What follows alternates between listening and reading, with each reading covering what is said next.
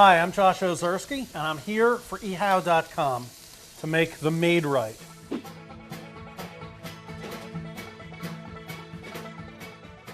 The Maid Rite is an American regional hamburger classic that's generally forgotten and obscure, but is totally awesome. I'm cooking hamburger meat and bacon on very high heat. You say, why are you doing that? You're burning it. There's all kinds of brown things stuck here to the pan. Ah, that's right. Brown things stuck to the pan taste good. The only problem is they're stuck.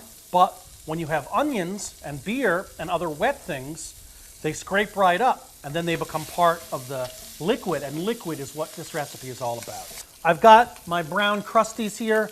I've got some good grease to work with. So now I have some gross overcooked hamburger meat and undercooked bacon. The only place for that is in the garbage. I'm going to scrape it out a little bit. I'm going to throw it away. Okay.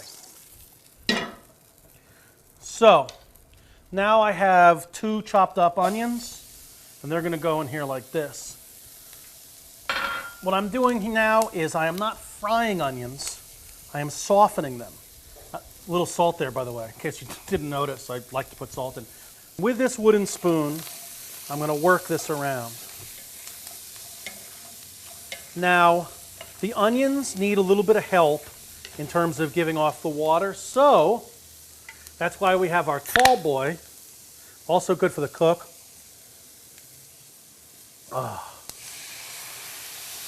So now we're getting this nice mixture of onions that are going to soften, and as they soften, they give out their water, and combined with the beer that I poured in, which was really very little, they're going to pick up all that stuff and become the basis for at least part of our Maid Rite.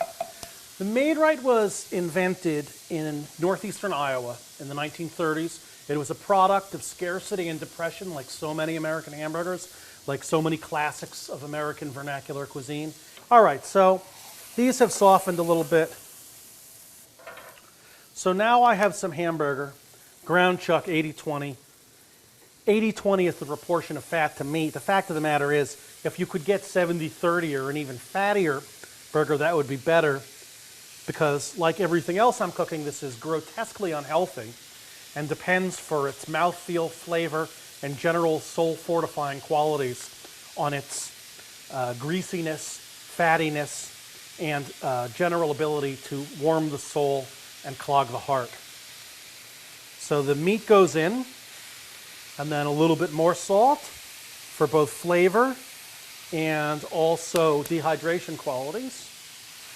And what I'm going to do here is I'm going to move the meat around. So basically all I'm looking to do here is to get rid of the raw red color of the hamburger, okay? Because the fact is, if you cook it all the way, then by the time you're actually done with the dish, it's a weird, denatured, desiccated protein that might as well be seitan. So this gets worked around good. I've almost got the color gone. It's not quite ready though. You can't just skip ahead. Like, see that? That's like raw meat. You don't want raw meat in this. You want it to get at least a little bit of a brown on, just to lose that color. This is about what it looks like. Look, it's gray. There's little bits of pink here and there. It's clearly not cooked, but it's cooked enough so that it doesn't look gross. Now, I'm going to braise it down a little bit. And what am I going to braise it in? Beer, pickles, and mustard, and things like that. So what I'm going to do is I'm going to put this beer in here. Not the whole tall boy, but a good amount of it. I'm going to jack that heat up so that it comes to a furious boil, because I want to cook the alcohol out of it. I want the taste and everything, but I want the alcohol to burn out, and then I want it to cook down a little. Now, if you cook meat in alcohol at low temperatures, it breaks down the proteins and it makes it kind of like soft and velvety, you know. This beer has boiled off a little bit. I want to give this a little extra body, a little depth, a little meat flavor. So this is veal demi-glace. It comes in the freezer containers, the freezer departments of some gourmet stores.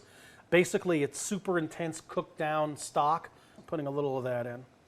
Now, if you don't have that, by all means, I would strongly recommend using Rachel's beef stock, which is really good, and I would use probably 3/4 of a cup of it. Because this stuff is so concentrated, I put in like 1/4 of a cup. Now we have salty, we have bitter. All right, we're going to put in some mustard here because we have pickles and beer, so we want to have mustard. I have a bottle of pickles here. These are pickles and pickle juice. Now, I prefer the little round pickles, but the fact of the matter is that once these pickles cook in all the stock and the pickle juice and everything else, they're going to be very soft and flaccid and floppy. So it'll be actually possible to fold them on themselves. You don't really, the truth of the matter is it doesn't matter what shape the pickles are in. The pickle juice is really what's doing the work. All right, so now this cooks in there like this, and maybe we'll take a little bit of Worcestershire for some accent.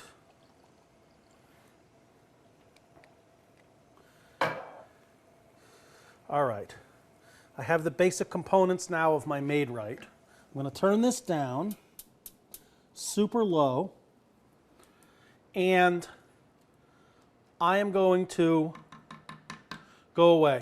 See you later.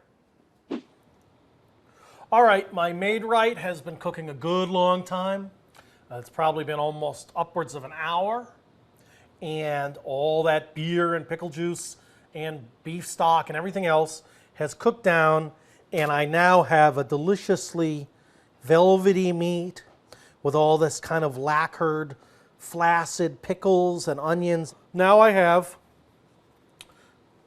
my all-powerful white squishy bun. So I'm going to take a slotted spoon, and I'm going to put the meat on the bun. All right, there you have it, the Maid Rite. An infinite well of delicious, perfect hamburgers, courtesy of history and northeastern Iowa. I'm Josh Ozerski, and this is ehow.com.